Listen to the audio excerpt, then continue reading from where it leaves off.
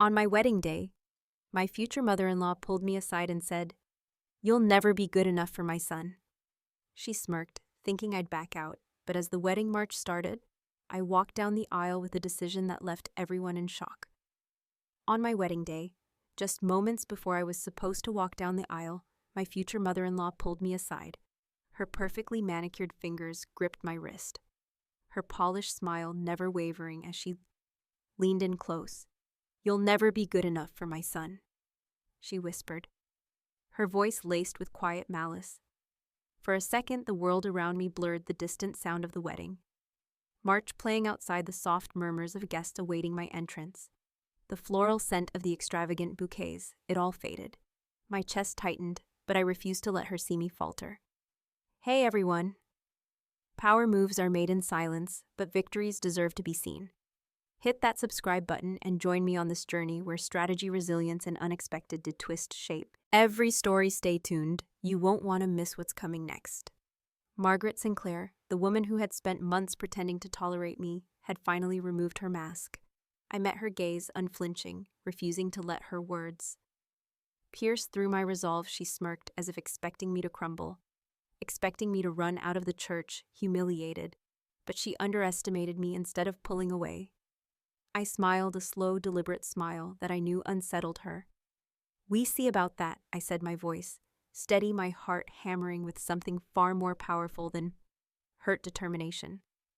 She straightened her eyes, narrowing slightly. For the first time, she seemed unsure, as if she had miscalculated her own move. But before she could say anything else, the wedding coordinator peeked into the room. It's time. I turned on my heel and walked toward the double doors, feeling Margaret's eyes burn into my back. Every step down that aisle was a silent declaration I wasn't leaving. Not today, not ever. The grand hall was filled with people, all standing as I made my entrance. My dress trailed behind me, the delicate lace shimmering under the golden glow of the chandeliers. I could feel the weight of their gazes, but I focused only on one person, Ethan. He stood at the altar, looking at me with admiration and love, oblivious to the quiet battle that had just taken place. His dark blue eyes softened as I approached his lips, curving into a reassuring smile. I could almost believe that this moment was untouched by the storm brewing around us. As I reached him, he took my hands in his, squeezing gently. "You look breathtaking," he whispered. I smiled, though my mind was elsewhere. Margaret thought she had won. She thought her words would shake me, make me doubt myself, but she had only given me more reason to stay, more reason to fight. The officiant began speaking, his voice a steady rhythm in the background as I locked eyes with the woman seated in the front row. Margaret, she watched me closely, waiting for a misstep, waiting for the moment I would reveal weakness. I would give her none. As the ceremony progressed, my mind whirled with possibilities. Margaret's disdain for me wasn't just a passing dislike. It was a calculated strategy. She had been planting seeds of doubt, whispering into Ethan's ear, trying to turn him against me.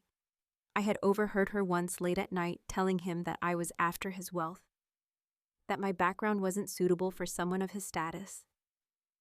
I had spent months proving myself, showing him that my love was real. He believed me, but I knew his mother still had a hold on him, her influence stretching like invisible threats. As Ethan slid the ring onto my finger, I made a silent promise to myself. This was no longer just a wedding, it was the beginning of something far greater, a game that Margaret didn't realize she had already started. The moment the officiant declared us husband and wife, the applause erupted. Ethan pulled me close, his lips brushing against mine. Sealing our vows, the world around us blurred into a haze of celebration, but I remained acutely aware of the woman watching from the sidelines. Margaret Sinclair may have tried to break me, but she had only fueled something much stronger. She had underestimated the wrong woman.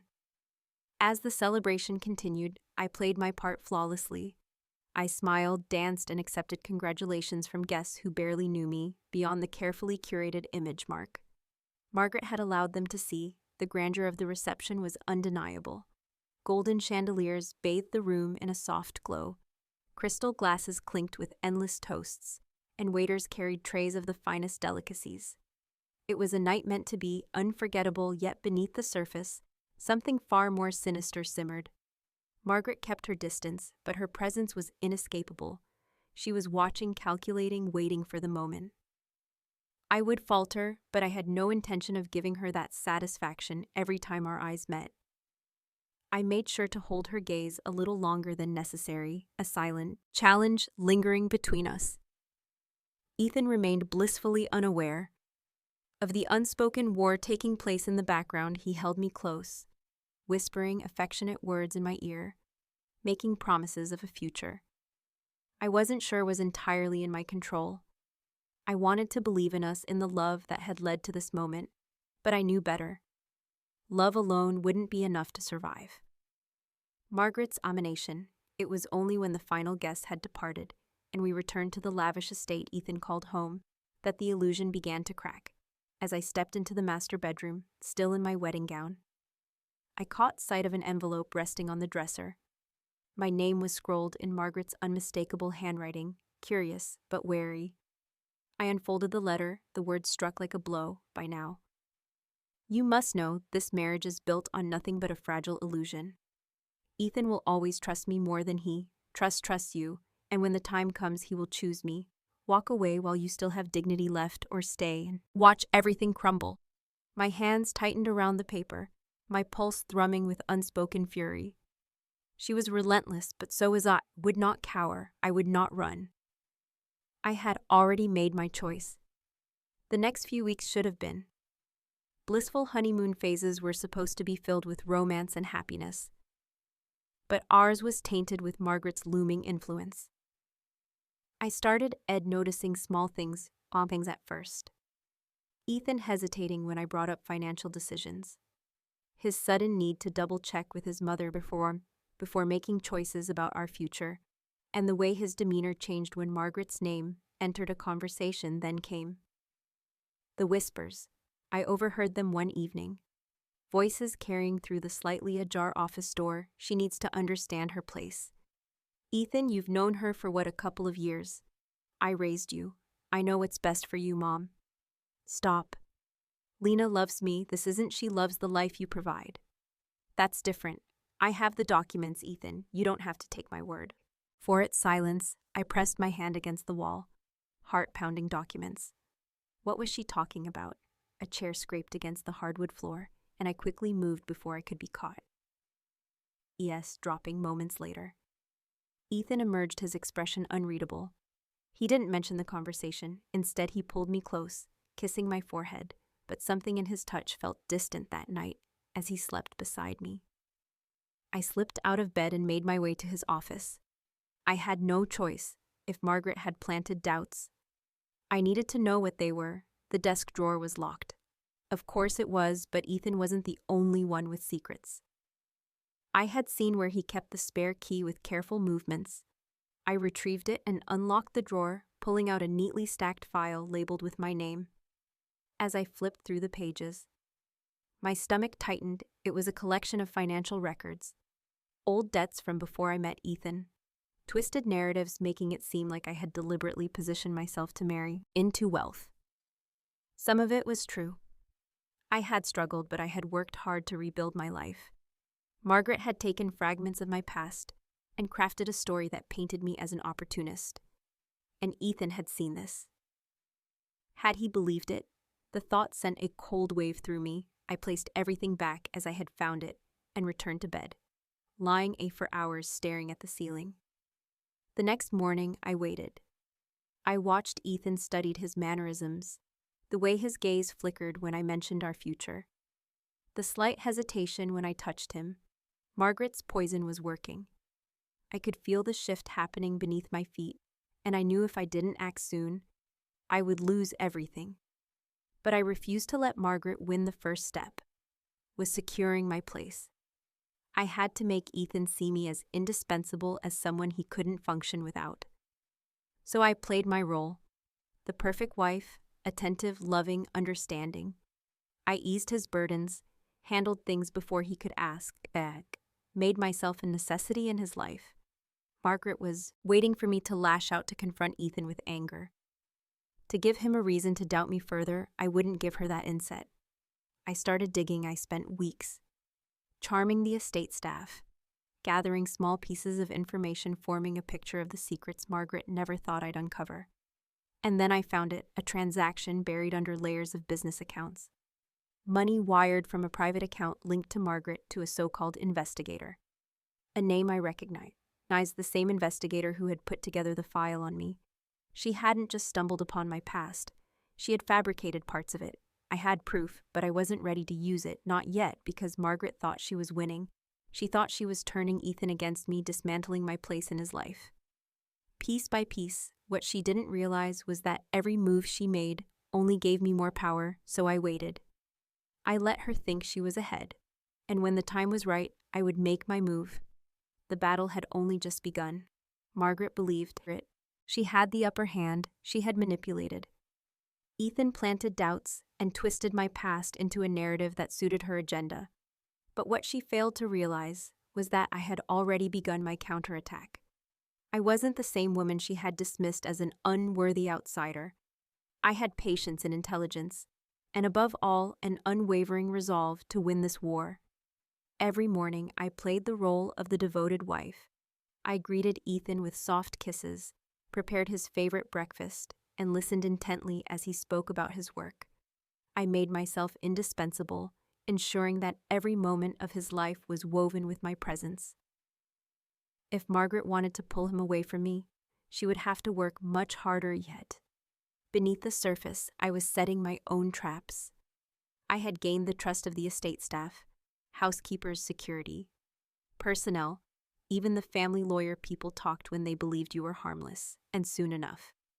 Whispers of Margaret's misdeeds began to reach my ears. I learned of her secret meetings with business associates she swore had been cut off, of financial transactions she had deliberately concealed, and of whispered conversations about Ethan's inheritance. One evening, as I walked into the study, I found Ethan hunched over a stack of papers.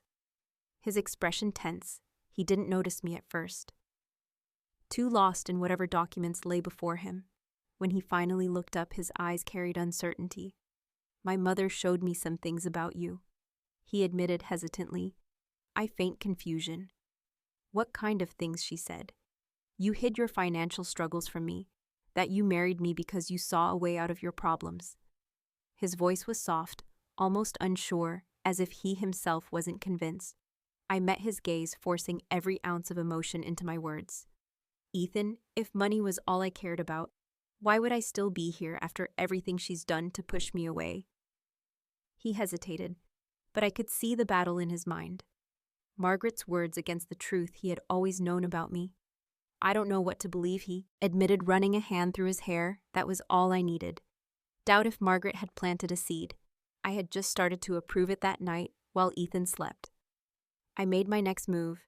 I had carefully gathered evidence of Margaret's underhanded dealings, and it was time to use it.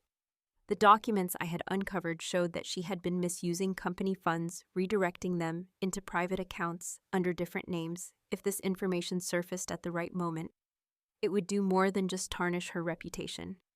It would dismantle her control. Instead of acting rashly, I started small. I leaked pieces of information anonymously to close associates of Ethan's father, the real power players in the family business, within days. The whispers of Margaret's questionable financial moves had begun circulating. She was still in the dark, unaware that her own game was now turning against her. Meanwhile, I kept Ethan close. I subtly questioned why his mother was so involved in his decisions. Why he constantly sought her approval when we were supposed to be building a life together. He began to notice the way she interfered, the way she controlled every aspect of our marriage. From the shadows, then came the dinner party. Margaret had invited an elite circle of associates, her closest ally eyes. She walked through the halls as if she owned the very foundation we stood on. She had no idea that by the end of the night, her power would begin to slip.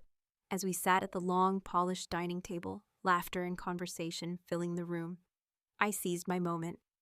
"Margaret, I heard something quite interesting the other day," I said sweetly.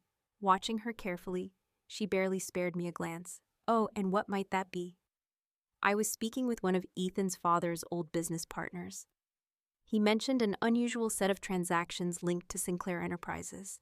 I took a casual sip of wine, pretending not to notice the way her spine stiffened. The room fell silent. Even Ethan turned to me, his expression unreadable, I'm sure. It was nothing, I added, setting my glass down, but it did make me wonder, how much do we really know about the company's finances?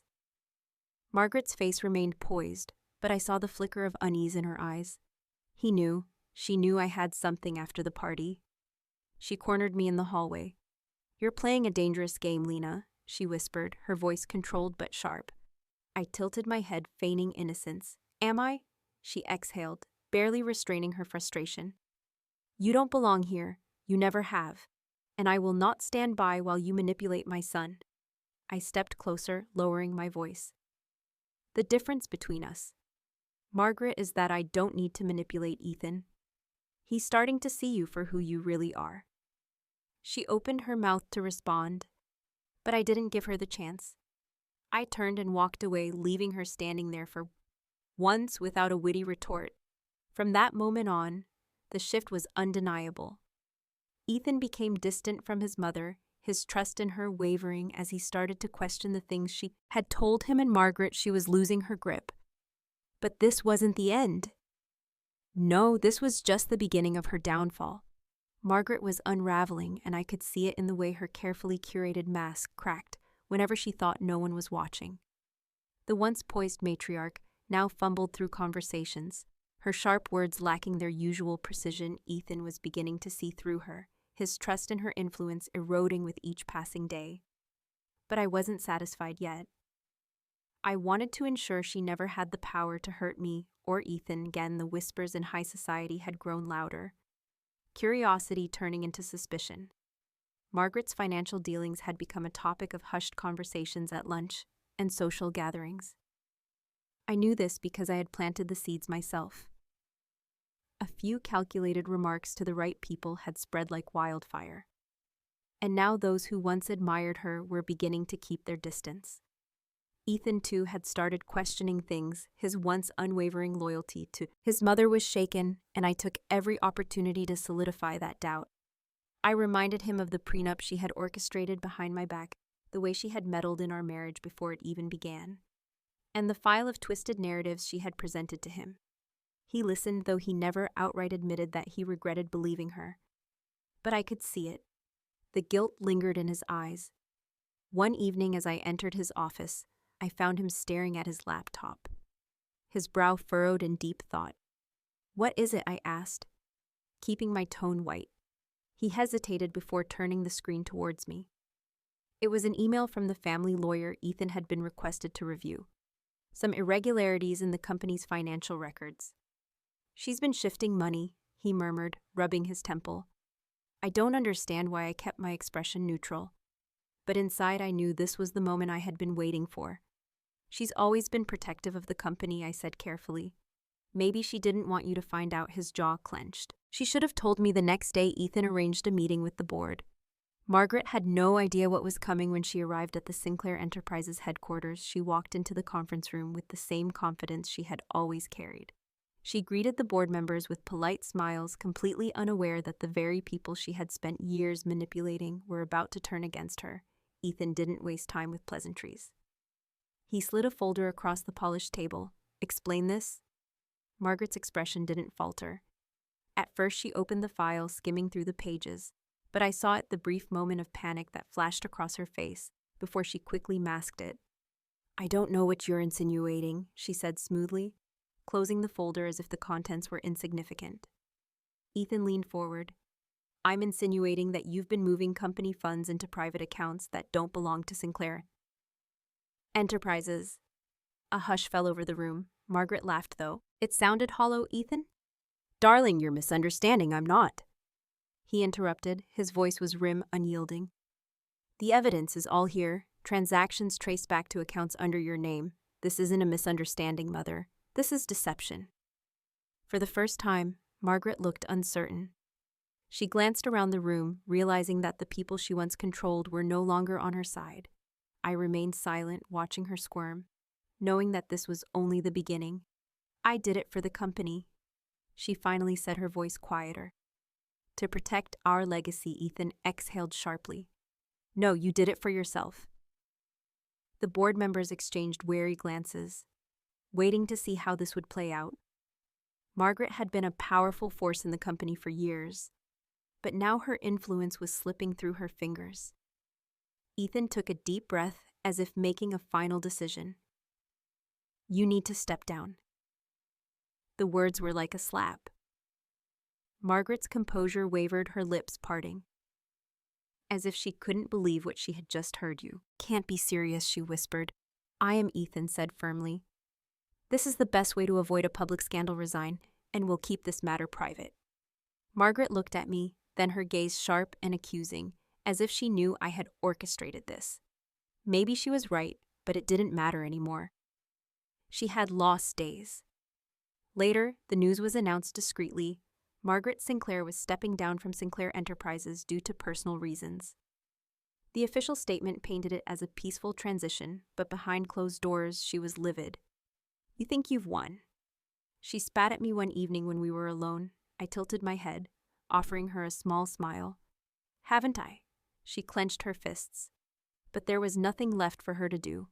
Her power had been dismantled piece by piece, her influence reduced to nothing more than fading whispers.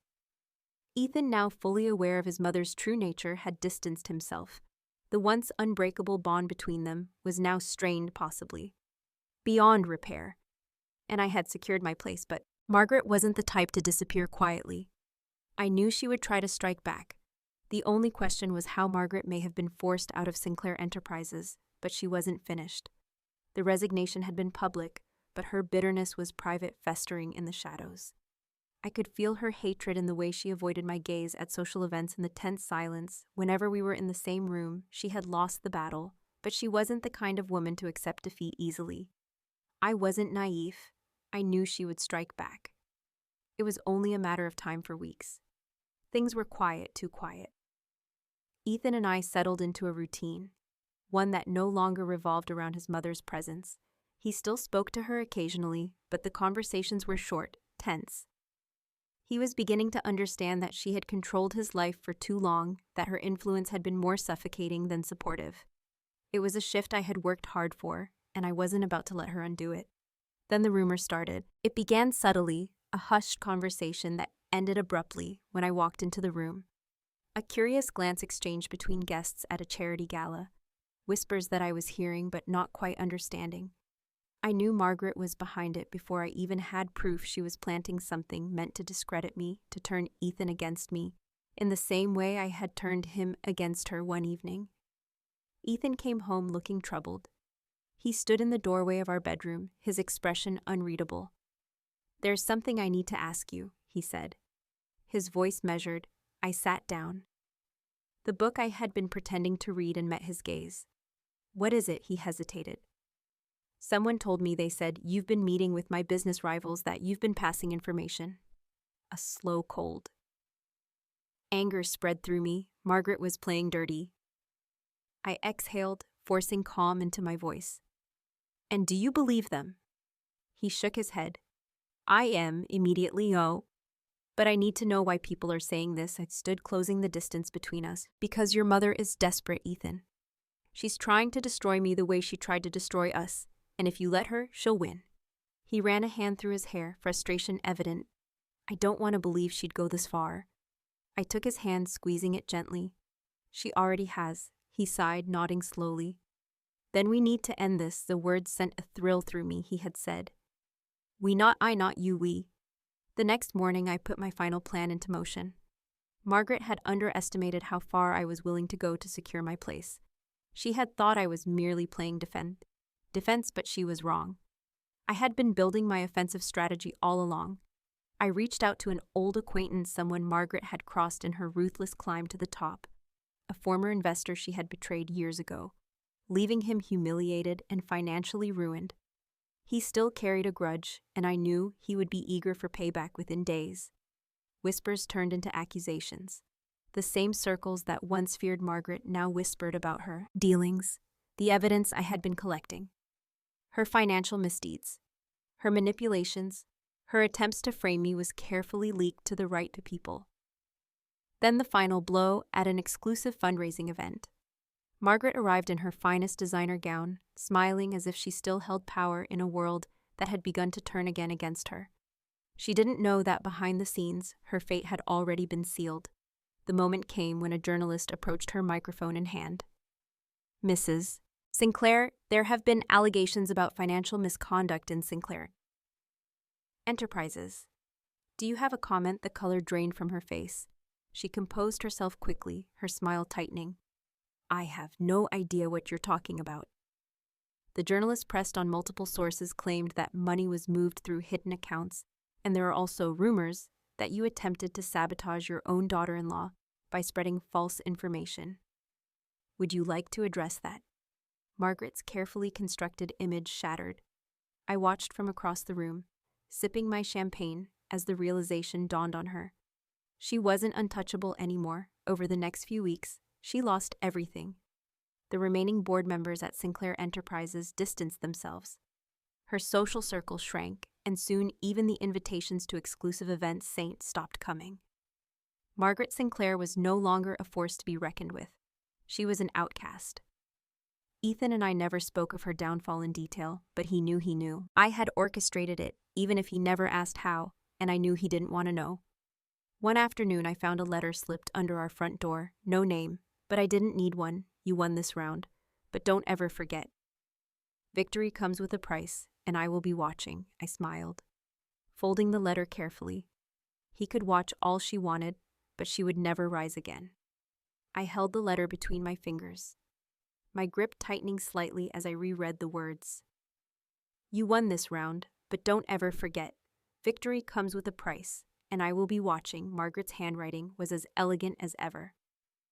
Her message laced with a quiet menace that barely hid the bitterness beneath. I folded the letter, tucking it away in my desk drawer, but I didn't throw it out. It wasn't fear that made me keep it. It was curiosity. Reminder that despite her downfall, Margaret Sinclair wasn't a woman who simply faded. Into obscurity, she would try again. I knew it as surely as I knew my own name. Weeks passed and life returned to something that resembled normally. Margaret had been erased from the high society invitations that fall once arrived at her doorstep were now being sent to me instead.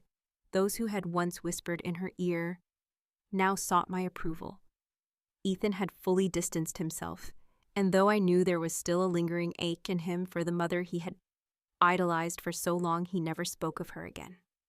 One evening, as I sat in the dimly lit study, sipping tea while reviewing some documents for a charity I had recently taken over, one that used to be Margaret's pet project, my phone vibrated. A message. No name, just a number I didn't recognize. Did you really think it would be that easy? My lips curved slightly. I should have expected this. Margaret had been quiet for too long, and silence had never been her nature. She had lost her throne, but she hadn't disappeared, and now she was making her first move. I didn't reply. Instead, I placed my phone down, exhaling slowly. She wanted me to react, to feel a flicker of unease, to believe that she still had control, but she was mistaken. I had spent too long carefully dismantling her power, ensuring that every advantage she once held had crumbled beneath her feet. There was nothing left for her to cling to. Or so I thought. The first sign that she was still dangerous came a few days later. Ethan received a call from one of his company's board members. They wanted to discuss a sensitive matter when he returned home that evening. His face was unreadable. She's trying to get back in, he said finally. Setting his phone down on the marble counter, I faint. Surprised how she's been reaching out to investors, trying to regain some influence. She's claiming she was forced out unfairly. He sighed, rubbing the back of his neck. Some of them are listening. I nodded slowly, hiding the flicker of amusement beneath my composed expression. Margaret was playing a predictable game. She had nothing tangible left, so she was attempting to manipulate the narrative, turning herself into the victim. Do you think she has any real leverage? I asked. Carefully. Ethan hesitated. Not legally, but perception matters. If she convinces the right people that she was wronged, she could make things difficult. I set my teacup down gently, then we make sure she doesn't. Ethan glanced at me, his brow furrowing slightly. Lena, what exactly did you do? I smiled. Nothing I can't handle. I spent the next week making quiet moves, ensuring that anyone considering siding with Margaret thought twice. I met with the investors she had reached out to, subtly reminding them of the chaos she had caused in Sinclair Enterprises, the instability she had brought. I didn't need to threaten anyone. I simply let the truth speak for itself. And when that wasn't enough, I used the final piece of leverage. I had been saving. There was something Margaret had hidden even from Ethan, an old misstep. Something buried deep enough that she had convinced herself it would never surface. A business dealing gone wrong, one that had nearly resulted in a public scandal years ago. She had paid to make it disappear, but money couldn't erase the past completely, with a carefully placed tip to the right journalist. Whispers turned into headlines. Margaret Sinclair, the once unshakable force, was now under scrutiny. The investors who had considered aligning with her quickly backed away, not wanting to be associated with someone whose reputation was now tainted beyond repair. She had nothing left. The final time I saw her was at a charity gala, a public event that she had once dominated, now reduced to nothing more than an outsider looking in. She wasn't there as a guest, but as a shadow, watching from the edges of the room, unnoticed by most. But I noticed her as I walked past. I paused just long enough to meet her gaze. She didn't speak. Neither did I. He didn't have to. We both knew this was the end of the game that night. As I stood on the balcony overlooking the city, Ethan joined me, wrapping his arms around my waist. "It's over, isn't it?" he murmured against my hair. I leaned back against him, gazing at the skyline. "Yes," I said softly. "It's over." Margaret had spent years ruling from the top, believing she was untouchable, but in the end, it wasn't rage or direct confrontation that had undone her. It was patience, precision, a carefully played game that she had never realized she was losing until it was too late. I had W, and I never had to lift a single weapon to do it.